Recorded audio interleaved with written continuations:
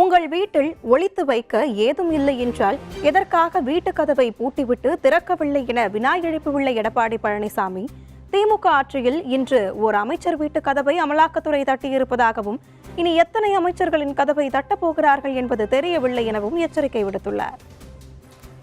ஊழல் என்று சொன்னா திமுக பொருந்துமில்ல. இன்னைக்கு கூட ஒரு மந்திரி வீட்டில் அமலாக்கத்துறை ரைடு நடந்துட்டு இருக்குது. ஒரு அலுவலகத்தில் பூட்டி வச்சுட்டாங்க, சோதனை பண்ணக்கூடாதுன்னு. நீங்க தான் உத்தமர்னு சொல்றீங்களே, திறந்து விடுங்க, பார்த்துட்டு போட்டோம், என்ன தப்பு இருக்குது?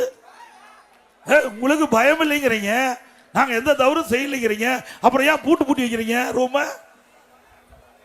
அங்க அமலாக்கத்துறை வந்தா அதான்ப்பா சோதனை செஞ்சுட்டு போ, நாங்க தான் எந்த தப்பும் செய்யலைங்கிறோம்ல, தாராளமா சோதனை செஞ்சுட்டு போட்டோம்.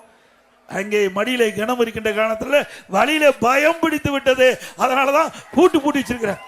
இன்றைக்கு திமுக எல்லா துறையிலும் ஊழல் இல்லாத துறையே கிடையாது. அந்த அளவுக்கு ஊழல் மலிந்து போய் கிடைக்குது. இன்றைக்கு இப்போ ஒரு அமைச்சர் கதவை தான் அமலாக்கத்துறை தட்டி இருக்குது. ஏன்னா எத்தனை அமைச்சர்கள் தூங்காம இருக்கிறாங்க, நம்ம வீட்டுக்கு எப்போ வந்து கதவை தட்டுவாங்கன்னு தூக்கமே இல்லாம போயிட்டு, அந்த அளவுக்கு ஊழல் செய்திருக்கிறாங்க. ஆக திராவிட முன்னேற்ற கழகம் ஊழல் மலிந்த அரசாங்கமாக இன்றைக்கு காட்சி அளித்துக் கொண்டிருக்கிறது.